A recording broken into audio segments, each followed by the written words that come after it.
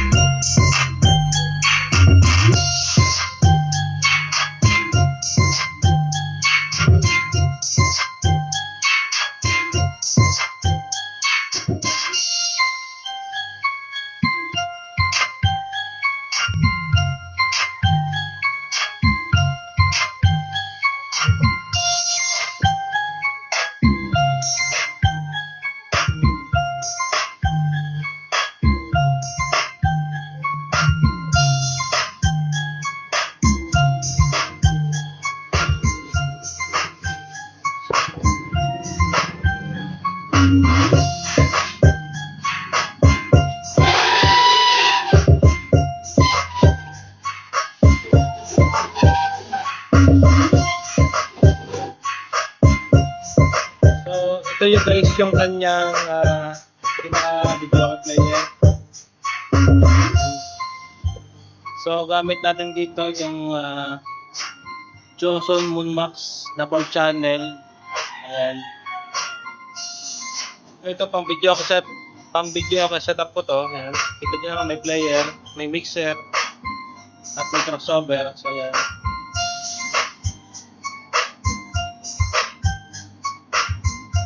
So bali natin na drive niya na speaker ay itong ating Tosonra.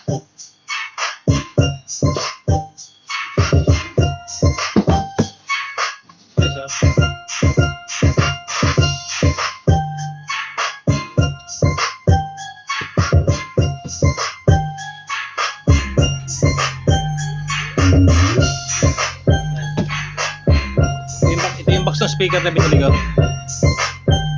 So bali ang kanyang net weight ay 12.8 kg. Gross weight 14.1. Ayan.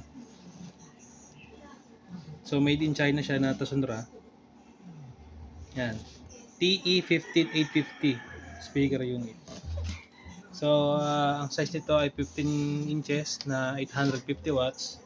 Ayan, nakakabit sa ating 10-ported na box. So, ito customize ko na lang itong box na to.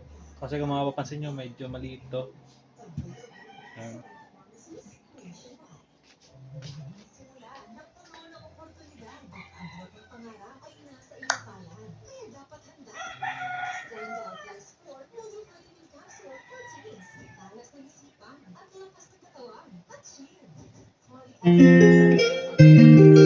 Ayan guys.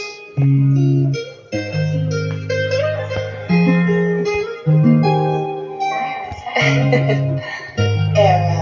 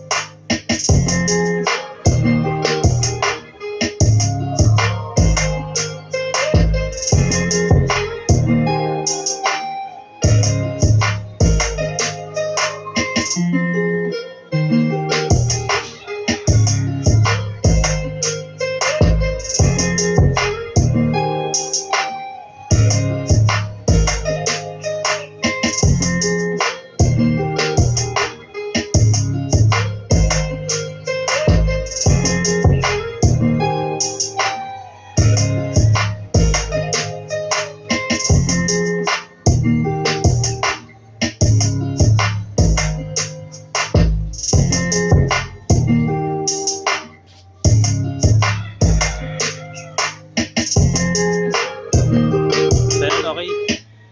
So, maganda ang Tasontra brand na to. So, tsaka mura siya guys.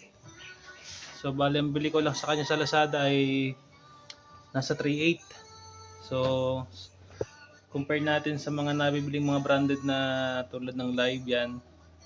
So, hindi na siya magkapatalo kasi meron ako ditong Live. Pinagkumpara ko siya.